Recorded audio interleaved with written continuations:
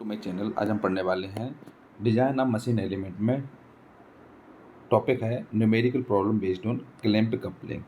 इसमें numerical problem solve करेंगे clamp coupling से related.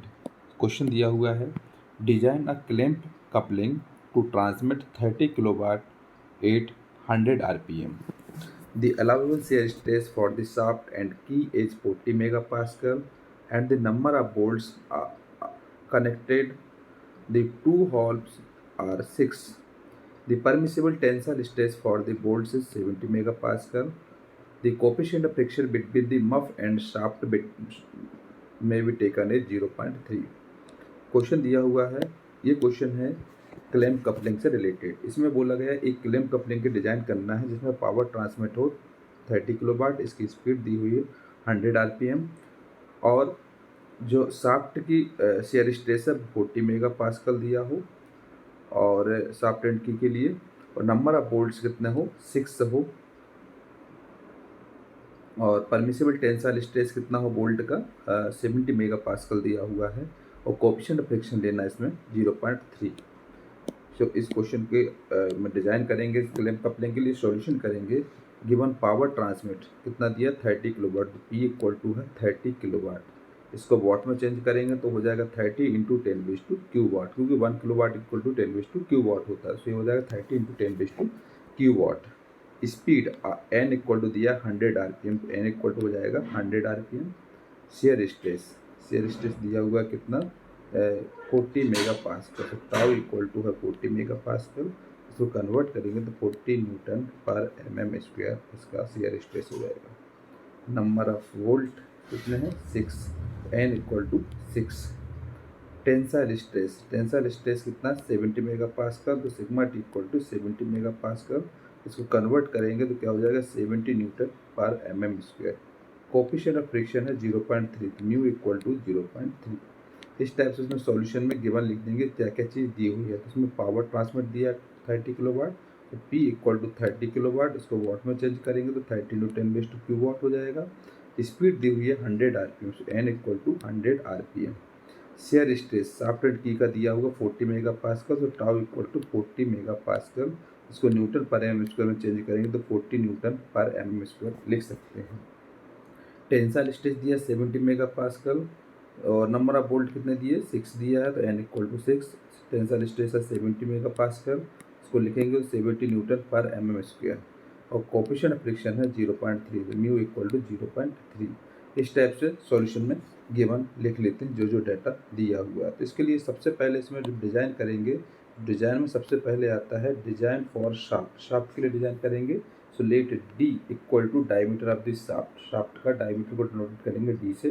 So we know that the torque transmitted by this shaft, formula होता है T equal to P into 60 upon 2πn, क्योंकि आपको मालूम है पावर ट्रांसमिट का फार्मूला होता है P equal to 2πnt upon 60, 2πnt upon 60 होता है। P इक्वल टू होता है 2πnt अपॉन 60 होता है।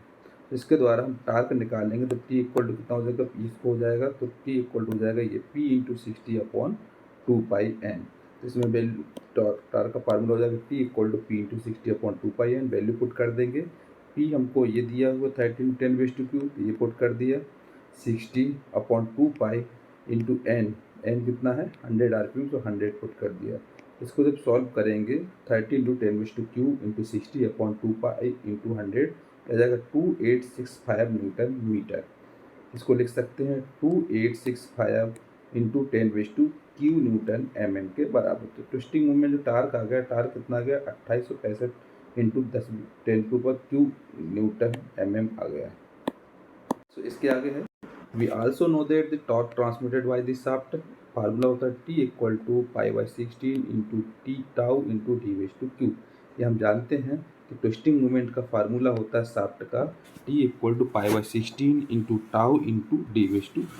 सबकी वैल्यू पुट कर देंगे। T कितना है 2865 into 10⁻³ equal to π/16 into tau है इसमें कितना 40 इंटू d⁻⁵। इसको सॉल्व करेंगे तो अगर इसको सॉल्व करेंगे π/16 इंटू 40, तो ये आ जाएगा 7.86 d⁻⁵। सो इसलिए डी वेस्ट टू क्यू इक्वल टू कितना आ जाएगा, इसको डिवाइड में ले आएंगे तो 72865 इंटू 10 वेस्ट टू क्यू अपॉन 7.86। इसको सॉल्व करेंगे अगर कैलसी से तो ये आ जाएगा 365 इंटू 10 वेस्ट टू क्यू। इसका क्यू हटाएंगे तो रूट क्यू आ जाएगा, सो √3 आएगा इसमें। सो √3 कितना आ जाएगा, डायमीटर इक्वल टू आ जाएगा 71.4, जिसको हम 75 ले सकते हैं। तो से 75 तो डायमीटर ऑफ शाफ्ट कितना आ जाएगा, 75 अगर हम इसमें क्यू हटाते हैं तो इसमें √3 करके यहाँ पर 365 इंटू 10 वेस्ट टू क्यू हो जाता है। अगर हम कैलसी से इसको निकालते हैं क्यू को हटा करके तो यहाँ पर 71.4 आ जाता है। इसको कंसीडर करके हम राउंड फिगर में 75 इसमें वैल्यू ले लेते हैं। इसमें आ गया कितना, डायमीटर ऑफ शाफ्ट कितना आ गया, डी इक्वल टू 71.4 से 75 शाफ्ट की डिजाइन करने, इसकी शाफ्ट की डिजाइन करने के बाद इसमें करेंगे अब डिजाइन फॉर मफ की डिजाइन करेंगे। So we know that diameter of the muff का फार्मूला क्या होता है, मफ का फार्मूला होता है capital D equal to 2D + 13 के बराबर।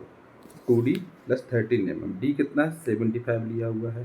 तो इसको यहाँ पुट कर देंगे तो कितना हो जाएगा 2 × 75 + 13, ये हो जाएगा 163 से 165 तो डायमीटर ऑफ मफ कितना आ जाता है, डी इक्वल टू हो जाता है 165 के बराबर। अगर हम कैपिटल डी निकालते हैं डायमीटर ऑफ मफ वो आ जाता है 165 के बराबर। And total length of the muff ये होता है L इक्वल टू 3.5 डी के बराबर। लेंथ निकालना अगर मफ का तो ये होता है 3.5 डी के बराबर। डी की वैल्यू हम ये पुट कर देंगे तो 3.5 × 75 सॉल्व करेंगे तो 262.5 आ जाएगा length of muff. So L equal to आ जाएगा 262.5 सो इससे डिजाइन आप जब मफ करेंगे तो मफ में हमको क्या क्या निकालना है, मफ का डायमीटर निकाल लेंगे इस फार्मूले के, इसके ये निकलेगा, और लेंथ ऑफ मफ निकाल लेंगे जो कि ये निकलेगा 262.5 इस टाइप से हम डायमीटर ऑफ मफ निकालते हैं और लेंथ ऑफ मफ निकाल लेते हैं। मफ की डिजाइन करने के बाद इसमें करते हैं फिर डिजाइन फॉर की की डिजाइन करते हैं। तो की में क्या निकालते हैं हम, विड्थ और थिकनेस निकालते हैं। So the width and thickness of the key for a shaft diameter of 75 from table R S follows. इसमें क्या है, एक टेबल होती है जिसमें डायमीटर ऑफ शाफ्ट के अकॉर्डिंग इसमें हमको विड्थ और थिकनेस निकालनी पड़ती है। वो टेबल मैं बताता हूँ उसमें क्या होता है। इसमें जो डायमीटर दिया रहता है, जैसे 75 पर डायमीटर निकालेंगे तो उसके सामने विड्थ और थिकनेस दी जाएगी, उसमें कितनी विड्थ है कितनी थिकनेस है। सो टेबल के अकॉर्डिंग हम इसमें विड्थ और की निकाल लेते हैं। अगर हम टेबल में जाएंगे तो डायमीटर ऑफ शाफ्ट अगर जहाँ पर 75 दिया हुआ है उसके सामने विड्थ दिया रहेगा, विड्थ इक्वल टू 20 और थिकनेस दिया रहेगा 14 तो BW और T उससे निकल आती है।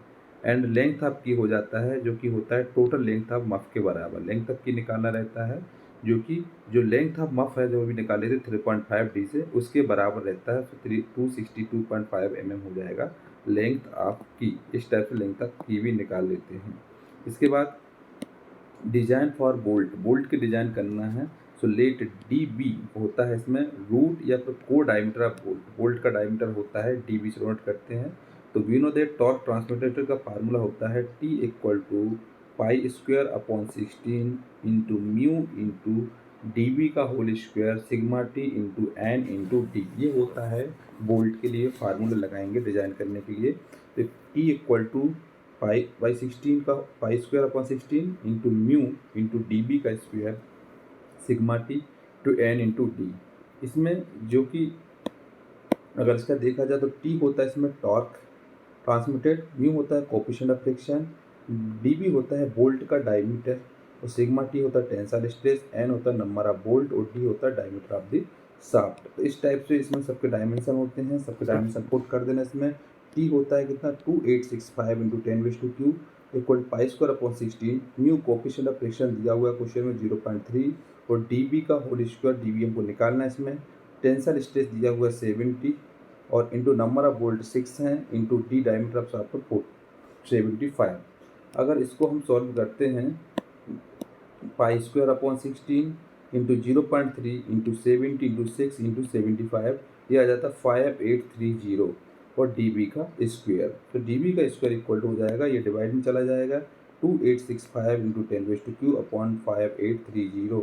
इसको अगर सॉल्व करेंगे तो ये आ जाता है 492 इसका स्क्वायर हटाएंगे तो ये रूट में आ जाता है। सो डी बी इक्वल टू हो जाता है 22.2 mm के बराबर। तो डायमीटर ऑफ बोल्ट कितना होता है 22.2 mm। इस टाइप से हम डायमीटर ऑफ बोल्ट निकालते हैं। इसके बाद क्या करते हैं, from the table we find that the standard core diameter of the bolt for coarse series of 23.32 mm and the nominal diameter of the bolt is 27 mm, मतलब M27 का code होगा। अब इसमें क्या होता है, कोड टेबल होती है। कोड टेबल के अकॉर्डिंग देखेंगे जो डायमीटर ऑफ शाफ्ट आती है, डायमीटर ऑफ जो बोल्ट आता है, डायमीटर ऑफ बोल्ट कितना है 22.2 mm आया है।